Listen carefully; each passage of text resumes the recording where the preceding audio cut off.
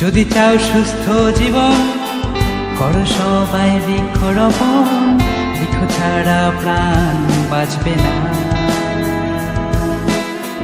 আর তোদের কারো সাজে না। যদি চাও সুস্থ জীবন, করো সবাই বৃক্ষরোপণ। বৃক্ষ ছাড়া প্রাণ বাঁচবে না, আর তোদের কারো সাজে না, আর তোদের কারো সাজে না।